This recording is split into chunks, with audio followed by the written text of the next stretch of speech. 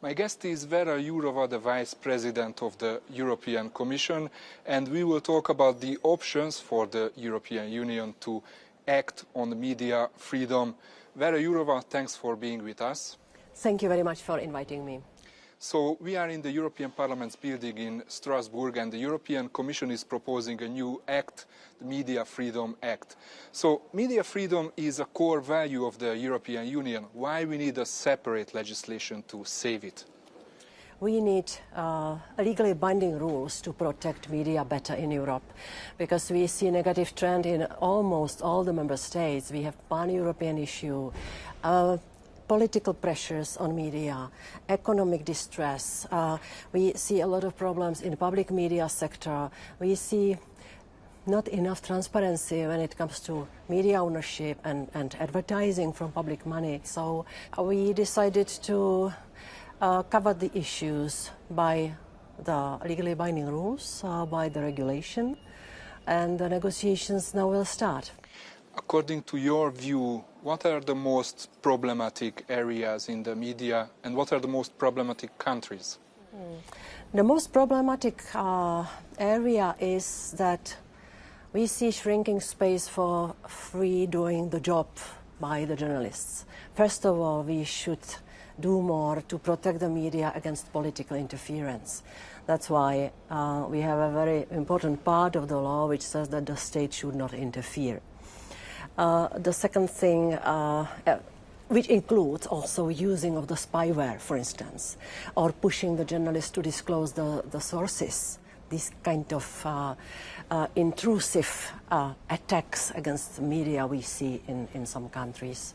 We also believe that we should have public service media in all member states, not state media or not party media.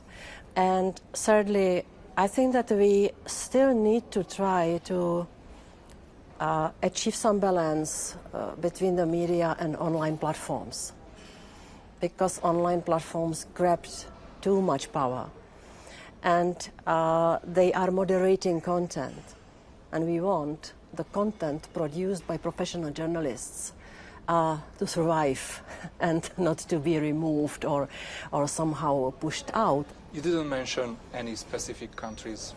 Yes, you asked about the countries. Yes, I will not hide. I was frustrated when I was asked many times, also in this house, how will you help media in Hungary? There is KESMA, which is, in our view, which poses to high concentration of media ownership under one roof, which goes against pluralism of media. Also, we had to react on Klub Radio and the problem with the license. Yes, we addressed it with the infringement based on telecommunication rules, but we saw problems in Poland with the plan of increasing taxation of some media, or the problems which the TV24 was facing. And I have to tell you, I'm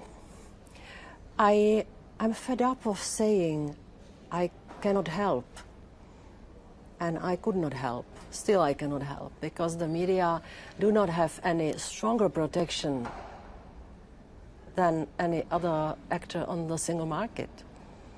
But we need much more from the media than from, for instance, producers of socks. Nothing against the producers of socks. But for the media, we have a special task. They have to do the proper job to protect democracy. So you mentioned several times concentration of ownership, but how is the European Union able to touch this issue when they are not using the competition law? The competition was short of bringing solutions. And I consulted it with my beloved colleague, Margaret Vestager, several times. And we saw that the benchmarks for action are too high. And the need to come with special set of rules for competition in the media market proved to be necessary. So we are coming with several criteria which will have to be assessed to make a judgment or better assessment on whether the concentration means that the pluralism might be decreased. And what about using spyware against journalists? We saw that in many countries, and in some countries it's legal actually. So how do you save journalists from being targeted with spyware? We are explicitly mentioning two reasons or two situations when the spyware could be used by the state, not but by private bodies, by the state, only when there is a justified case of threat, some issue regarding national security, or when a serious crime is being investigated. Both cases have to be justified and have to be blessed by the court, because we are still in the situation when we need to respect the Charter of Fundamental Rights. So we heard in the speech of President von der Leyen that some foreign powers, foreign autocracies are attacking the European Union from inside with Trojan horses. Do you know who are they? We have a good mapping of who are the Russian trolls on our territory, who are the allies, who are the proxies, sometimes useful idiots, the individual people who are doing it either for money or for some ideological reasons.